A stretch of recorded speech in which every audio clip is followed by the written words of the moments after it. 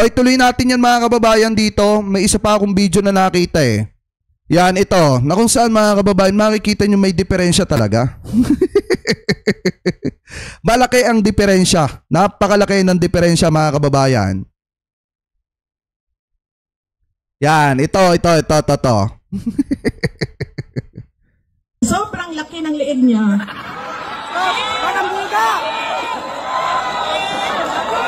Naiipit na yung boses niya.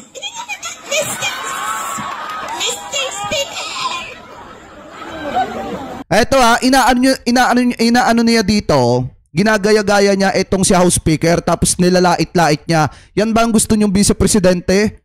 Napakagaling mang alipusta at manglait mga kababayan. Tapos kapag siya binalikan, mapipikon at magbabanta na ipapatumba yung mga politikong kalaban po nila. Yan ba ang gusto nyo? Eto, ulitin natin ng konti. Unang-una, sobrang laki ng liig niya.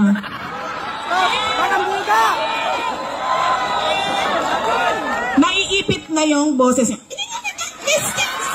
Diba? Mr. Speaker!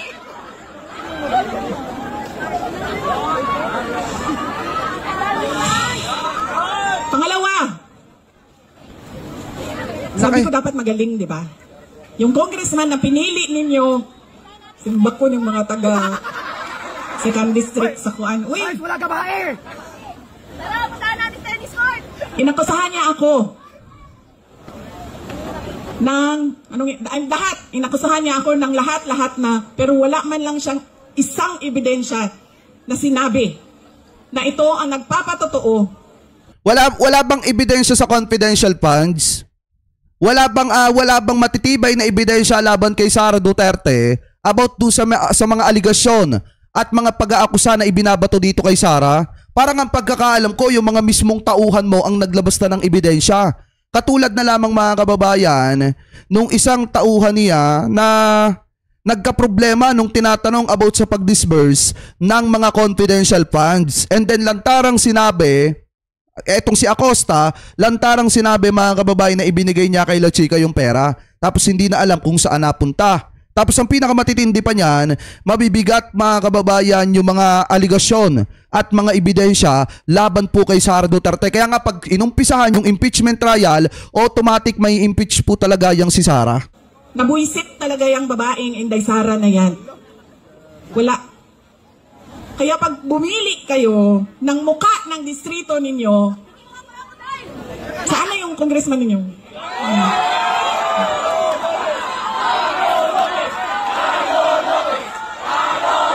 Diba? Oh. Ganitong klaseng pagmumuka ang ilagay ninyo sa kongreso. At ganitong klaseng kapasidad. Hindi ko alam, ano bang nangyari noong 2022 at yan ang binoto ninyo? Ikwento nyo nga sa akin. Ikwento nyo sa akin.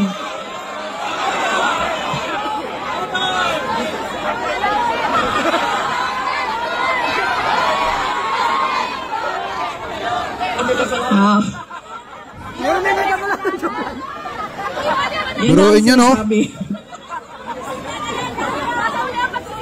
Kasi talaga, totoo. Nung nakita ko siya na nagsasalita patungkol sa akin. Sabi dito ni Wisely, sabi dito, desperado. Silang tatlo, desperado na. Si Isko, desperadong manalo sa pagka-mayor. Si Sara, desperado, mga kababayan, na makakuha ng kakampi para na sa ganun maisalba yung kanyang sarili sa impeachment trial. Si Amy Marcos naman, desperado na manalong senador ulit para maprotektahan etong si Sara Duterte, mga kababayan. Kaya kung titingnan nyo pong mabuti, etong mga nagsasalitang ito, etong si Sara, si Amy, si Isko, mga desperado na po yung galawan nila. Kasi mahirap po talaga, mga kababayan, yung pagdadaanan ni Sara Duterte at mahirap din yung pagdadaanan ni Isko Moreno kasi anytime pwede siyang isuka ng Maynila. Congressman yan? Ng syudad ng Maynila? Di ba ang sobrang laki ng pride natin bilang Pilipino sa syudad ng Maynila? Tapos, yan ang sinasabi ko. In-endorse ng mayor ninyo, in-endorse ng sikat, binoto ninyo, hindi nyo man inisip.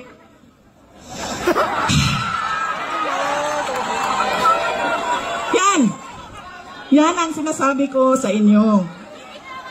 Kasi ang ugali natin, endorse ng sikat ang apelido. Kinabuto ko na ito.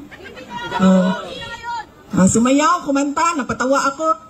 Bahala na yung pangako mo, hindi natutupad, okay ka na.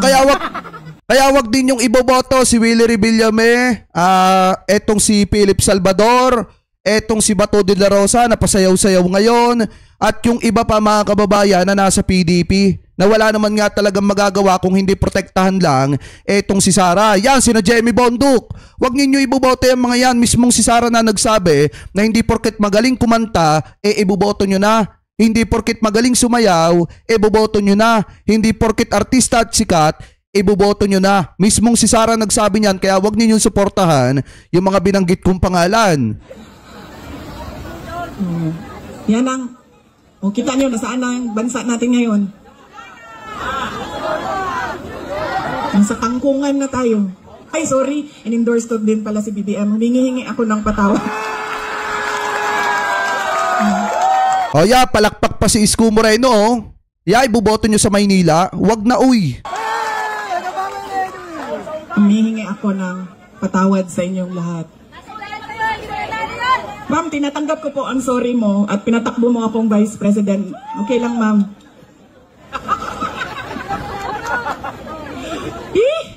Sabi, manguli na to, uy. Talian na, ma'am, oy! Di pa mo manguli? Gotom na biya! Kaya nga tinanggal ko yung seal ko dito kanina kasi alam ko na kung anong mangyayari sa kampanya na ito. Alam ko na po kung anong mangyayari sa kampanya na ito ngayong gabi. Wala pa.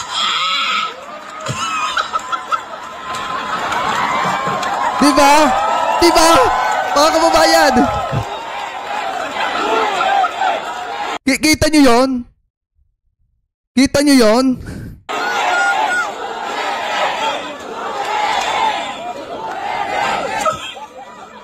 Kita nyo yon? Siguro sa dami ng pinagdadaanan ni Vice President Sara Duterte, nawala na sa tamang katinuan mga kababayan. Kita nyo yon? Ay, sa hiya na lang ng mga kasama dito, ngumingiti na lang eh. Kasi mga kababayan, nakakahiya talaga na pangalawang pangulo ka ng Republika ng Pilipinas, vice-presidente ka, tapos ganyan ka mag-aasta. Sa panahon ni former VP Leni, hindi po natin nakita yan. Kahit ginigipit ni dating Pangulong Duterte, etong si former VP Leni, diretso lang yung pagtatrabaho niya. Para makakuha mga kababayan ng suporta doon sa ibang mga kababayang Pilipino natin, para maipakita yung totoong ginagawa ng vice-presidente na kung saan kahit sobrang liit ng pondo nakakapagpatayo ng napakaraming eskwelahan. Samantalang etong si Sara, inaatupag saglit na magtrabaho, ganito. Ayan hindi po ugali yan ng vice-presidente. Yung magmumukha kang baliw mga kababayan sa harap ng publiko. Anyway, shoutout kay Pina, kay Pin Yamashiro, mega love shoutout Napakaitim talaga ng ugali ni Curimaw. Talagang sobrang itim lantaran. Ay. Sakit sa ulo. Ako ay hindi kandidato. Baka kasi Duterte kayo ng Duterte. Hanapin ninyo ako sa balota.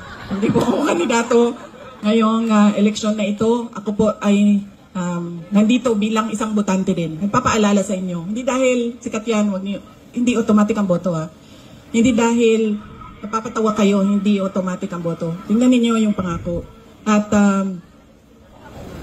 yes, ma'am. Ngayon, pati ako, ma'am, nagising. Nagising ako, ma'am, na-impeach na ako. Yan! Yawa yung matawhanan niyo eh. Kasira ng Sabi dito, taga-Tondo ko, hindi ko na iboboto si Isko. Tama lang po kasi mga kababayan, ano ba gagawin yan? Ibibenta lang ulit ang mga ari-arian pang natitira ng lungsod ng Maynila. Habang mga kababayan, tingnan nyo habang pinapakitaan kayo ng kunyari nagagawa niya, kung paano gipitin yung mga vendors, kung paano sila mag-clearing mga kababayan at kung ano-ano pa, sa likod nun ibinebenta ng paunti-unti ang ari-arian, di umano ng lungsod ng Maynila. Tapos pagdating ng 2028, tatakbo ulit sa pagka-presidente at iiwanan na naman ang lungsod ng Maynila. Huwag na kayo magtaka kung isang araw mga kababayan makita ninyo na ang kaaway na naman ni Isko Moreno ay yung kanyang vice mayor. Kapag ka dumating yung time na iniwanan ni Isko Moreno ang lungsod ng Maynila tapos babalik ulit sa lungsod ng Maynila dahil gawain na po talaga niya yan. Yang ganyang klase ng gawain na kapag ka hindi nanalo sa national, babalik sa lokal. Ano pa? Ano pa ang pag-usapan natin? Anong tanong ninyo? May tanong kayo? Ano daw? Ano sir, makukulong tayo niyan. Yung paalisin, palayasin, patalsikin, paalisin. Ano pa? Anong tanong ninyo? Paano maka-uwi si President Duterte? Kidnapin din natin doon, ma'am. Diba? Tayo lahat doon. Akong bahala sa ticket ninyo, ha? Diba? Pagdating doon, kidnapping. Alam nyo, kawawa siya kasi nung tumawag siya, kinento niya sa akin, diba? Bakit kailangan diretso 10 yung mga senador? Sinabi niya sa akin na, in Bisaya, sabi niya sa akin, ayaw biya akong kalimti din niya, basin makalimtan ko nimo, mabulok ko din niya. Huwag mo akong kalimutan dito. Baka makalimutan mo ako, mabubulok ako dito. Yan ang totoo. Si Pangulong Duterte is 80 years old. Mahina na yung tuhod niya, mahina na yung likod niya, mahina na yung katawan niya. At kakaawa siya sa sitwasyon niya doon. Yan, sabi si Isko rin naman ang nag-endorse sa vice mayor niya dati. Kaya nga po wag na kayo magtaka. Halimbawa, kung sakali pala rin silang dalawa manalo, wag na kayo magtaka kung bakit sa isang araw makikita nyo, ang kaaway naman ni Isko Moreno, mga kababayan, yung kanyang vice mayor, nakatandem ngayon. Kasi nga, mga kababayan, ang gawain nga ni Isko kapag ka tumatakbo sa local, nanalo na ulit, naibenta na yung mga ari-arian, tatakbo ulit sa national, pag natalo ulit sa national, babalik ulit sa lokal. Ibig sabihin, ginagawa niya lang, mga kababayan, na paraan ng paghahanda yung pagbalik-balik niya ng lokal para makuha niya yung tanging kaisa-isang pangarap niya na maging presidente ng Republika ng Pilipinas. At ito na nga yung tamang pagkakataon kasi pag na-impeach etong si Sara, sino ba ang possible na susuportahan ng mga DD-shit? Natural kapag tumakbo si Isko, mag-i-isko yung mga yan katulad ng ginawa nila noong 2022 presidential election na hindi naman nila sinuportahan etong si PBBM, bagkus ang ginawa po nila si Isko Moreno ang ibinoto nila sa pagka-presidente noong 2022 at yan din ang ikinampanya ng mga vlogger ni Digong. Sabi ko sa kanya, matuto ka na lang magluto ng itlog, mabilis lang yan. Halu-haluin mo lang, tapos lagyan mo ng mantika. Okay na asin. Sorry, hindi pala ako marunong magluto. Asin. Sorry ma'am. Asin, ano pang ilagay ma'am? Mantika. Oo nga, mantika. O bawang sibuyas, asin. Mantika. Sabi niya sa akin, pinapaluto mo ako ng itlog, hindi nga ako marunong magpakulo ng tubig. Kaya, paano natin siya maibalik, ma'am?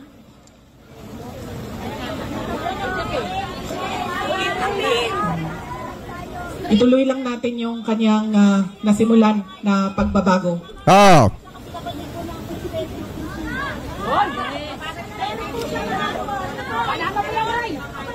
Yes, ma'am. Kapatid niya ang presidente ng Pilipinas. Ang problema nito, ma'am, nagsabi na ang kapatid niya na hindi daw niya kapatid ito, ma'am. Grabe naman yun. Ito ng kapatid niya, ma'am.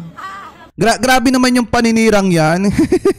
May sinabi ba si PBBM na itinatakwil niya itong si Senator Amy? Wala namang ganyan sinasabi ang presidente. Alam niyo kung sino yung nagtatakwil kay PBBM? Walang iba kung hindi si Senator Amy Marcos. Bakit? Dahil kahit na tinulungan ng paulit-ulit yan ni PBBM, ikinampanya sa alyansa, anong ginawa niya? Umalis siya sa ticket ng presidente at mas pinili niyang sumama dito sa mga Duterte at magpa-endorse, mga kababayan, kay Sara Duterte. So sino nagtakwil ng kapatid? Walang iba kung hindi etong si Amy, dahil hindi nga gawain ng matinong nakatatandang kapatid na pabagsakin mo ang nakababata mong kapatid.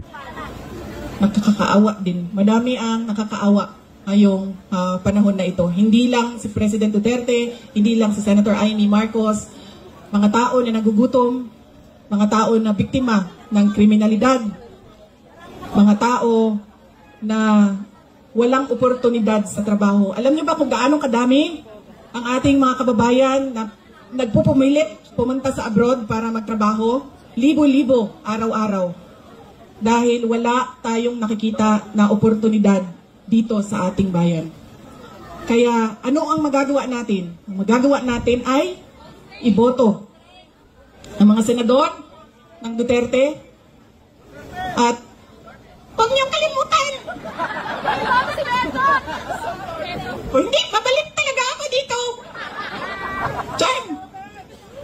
Huwag niyong kalimutan iboto si Carla Lopez, ang ating congressman. Sir, pag in-impeach mo pa ako pangalawang beses, sir, hindi ko na lang... Malampasan ko yung isang impeachment, yung susunod na impeachment, siya din yung pipirma. Ginoo ko. O di ba mga kababayan, ang ginagawa ngayon ni Sara Duterte ay kumukuha ng mga panibagong kaalyado. Yan ang kailangan niya ngayon mga kababayan, especially kaya nagpo-promote po siya ng mga kongresista. Kaya yung mga tumatakbo na kongresista na ipinopromote ni Sara Duterte, wag nyo na pong suportahan yung mga yan. Bakit? Kasi unang-una, ang gagawin ng mga yan mga kababayan, susuportahan lang at ipagtatanggol sa kamera etong si Sara Duterte. Kung sakasakali man mga kababayan. And then yung mga senador na pinatatakbo po nila, wag nyo na rin suportahan yung mga yan kasi nga ang gagawin ng mga yan, ipagtatanggol lang si Sara Duterte. Ano po, kapag ka naupo ng senador, yung mga yan, ito yung isang patunay na hindi talaga para sa bayan yung ginagawa ng mga yan. Para po sa mga pangsarili po nilang interes. Bakit? Total naman, nabanggit na niya dito yung mga OFW na umaalis sa ating bansa at pumupunta sa ibang bansa para hanapin yung buhay nila doon, para matulungan yung pamilya nila dito sa Pilipinas. Pero ni minsan ba nabanggit niya yung mga OFW o yung mga overseas Filipino workers na naaresto sa Qatar dahil sa pagpapakita ng suporta sa kanila? Ni minsan ba nabanggit nila yan? Hindi niya nababanggit yan. Bagkos mga kababayan, ano ginagawa niya? Hindi niya man lang binigyan ng pasasalamat o pagkilala yung mga kababayan po nating OFW na yon, na halos mga kababayan daplisan pang mabulok sa bilangguan dahil lamang sa pagsuporta dito kay Sara. Sinong umayos ng problema nun? Ang gobyerno ni PBBM dahil nakipag-usap sa bansang Qatar, samantalang etong si Sara, yung pangako na tutulungan yung mga kababayan nating OFW na naaresto sa Qatar, anong ginawa nila? Kinalimutan at iniwanan sa ere. Yan po yung totoo mga kababayan sa issue po na yun. Total naman, nabanggit niya yung OFW dito, tinulungan niya ba yung mga OFW na nakulong sa Qatar dahil sa pagrarally at pagpapakita ng suporta sa mga Duterte? Ano po ngayon, mga kababayan, ituloy po natin yung usapan na yan natin dito sa nakita nating balita galing po sa News 5. Sabi daw kasi dito mga kababayan, ang pangakong 20 pesos ang kilo ng bigas na hanggang ngayon ay hindi pa naibibigay. Kaya anong pwede ninyong gawin? Huwag ninyong iboto mga kandidato niya, ni PBBM daw. Dahil ang mga kandidato niya ay nagsasabi sa kanya na okay lang na magsinungaling ka, okay lang na hindi mo to pa rin ang pangako mo sa mga tao. Yan po yung sinasabi mga kababayan ni Sara, na kung saan talagang lantaran po niya na sinasabi sa taong bayan na wag suportahan yung mga kandidato ni PBBM. Pero nakakapagtaka dito, di ba pag may mga ganitong klase ng post, automatic inuulan po yan ng mga taga-suporta ni Sara at ipinagtatanggol etong si Sara. Pero buhat mga kababayan, nung nabisto ng, ni Senator Tolentino yung about do sa mga troll farm na pinupondohan ng China, tingnan nyo yung mga comment dito na wala na yung mga karamihan ng DDSet na nagko-comment at ginagawang haha-react. Ito po mga ganitong klase ng post. Tulad dito mga kababayan, basahin natin ang post ng mga kababayang Pilipino natin. Walang interes na makatulong sa bansa, pang sariling interes lang ang hangad daw nitong si Sara Duterte. Zero vote lahat ng mga ini-endorse mo, BP Sara. Bakit ba puro sariling interes ang mga sinasabi ni BP? Hindi makapag-antay sa eleksyon ng presidente. Kung galit kay BBM, mag-isip na lang siya kung ano pa ang may tutulong niya sa mamamayan dahil may obligasyon din siya bilang BP ng bansa. Totoo naman, Kasi mga kababayan, kahit gaano katindi ang galit niya kay PBBM, dapat mag-isip siya ng isang paraan na makakatulong sa mga kababayang Pilipino po natin para matulungan ang mga kababayang Pilipino natin. Yun na lang ang tingnan niya. Yun na lang ang tingnan niya, ang Republika ng Pilipinas at yung mamamayan na umaasa sa kanya kasi pangalawang pangulo siya ng Republika ng Pilipinas. Ang problema, puro pang sariling interest na lamang po ang inaatupag ng ating Vice Presidente. Puro paninira kay PBBM yung mga pinaggagawa at pinagsasasabi po niya. Yan ba yung ugali ng matinong Vice Presidente?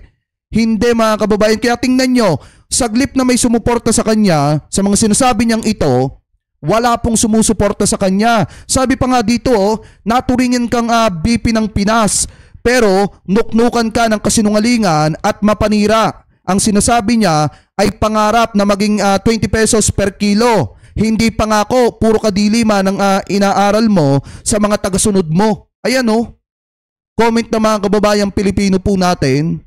Diba? Ang totoo niyan mga kababayan, takot siyang ma-impeach. Kaya ayaw niyang manalo yung mga senador na ini-endorso ni PBBM. Yan po yung katotohanan dyan. Kasi pag nanalo, yung mga senador na ini-endorso ng presidente, automatic yung mga senador na yan ay magbabase sa sinasabi ng ebidensya. Kung gaano katibay yung ebidensya, nakarapat-dapat ma-impeach etong si Sara, yun yung susundin at tuto pa rin ng mga senador mga kababayan. Hindi dahil sa kagalit nila or hindi dahil Duterte, etong si Sara kaya ipinapa-impeach po siya. Dahil po yan sa mga nagawa niyang kasalanan at sa sinasabi ng ebidensya laban po sa kanya. Ano po ngayon, punta naman po tayo dito na kung saan lantaran pong sinabi ni Sara Duterte na wala naman daw po siyang personally na galit kay PBBM.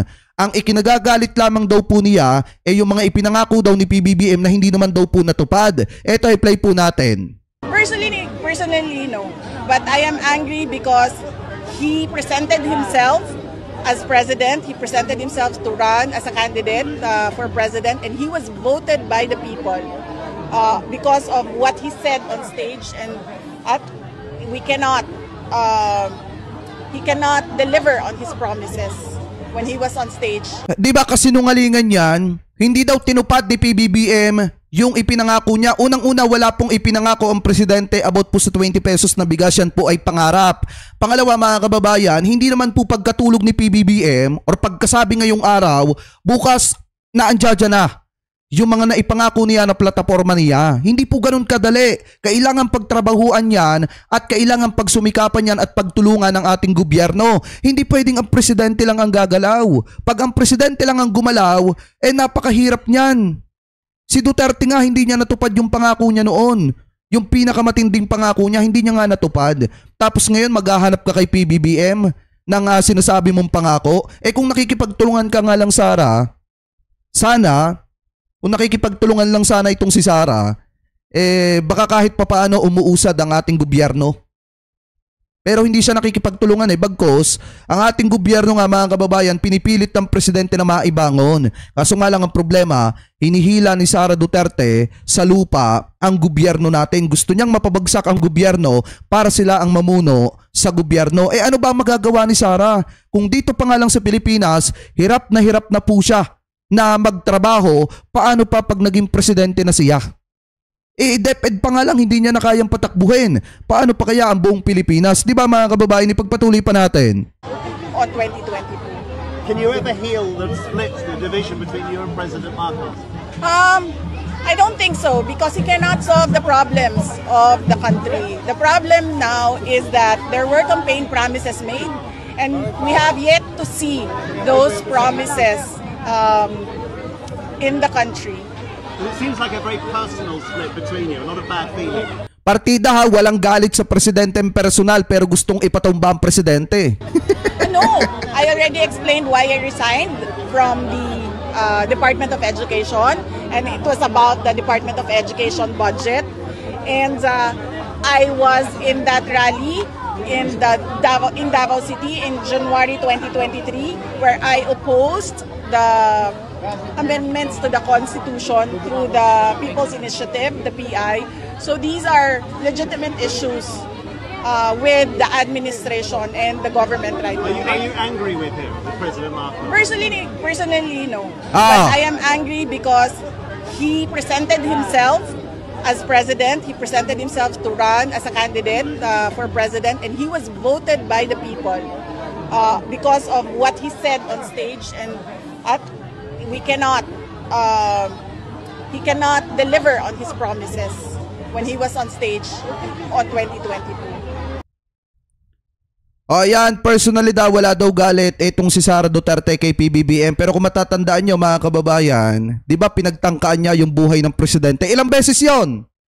Ilang beses yon mga kababayan? Kung wala siyang personal na galit sa presidente, bakit gusto niyang ipahukay yung tatay ng presidente? Bakit gusto niyang tanggalan ng ulo si PBBM? Bakit gusto niyang ipatumba yung pinsan ng presidente, yung asawa ng presidente, at mismong ang presidente kung wala siyang personal na galit? Napakaliwanag naman na dito pa lang sa interview niyang ito, nagsisinungaling na po siya at binubudol na naman yung mga kababayang Pilipino natin. Kaya nga po, eto lang yung pakiusap ko sa mga kababayang Pilipino po natin. Sana next time, kung pipili po tayo ng kandidato, piliin nyo yung kandidato mga kababayan na may magagawa.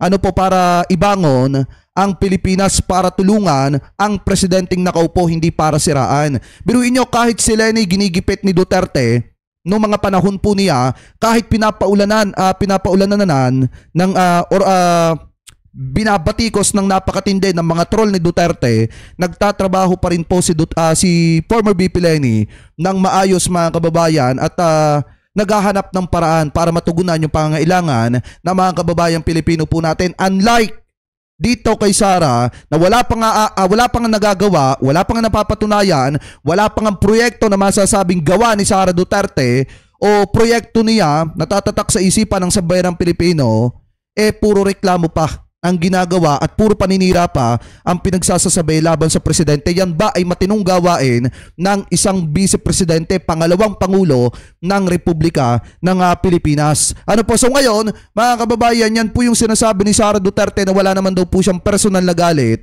kay PBBM, pero gusto niyang ipatumba etong si PBBM.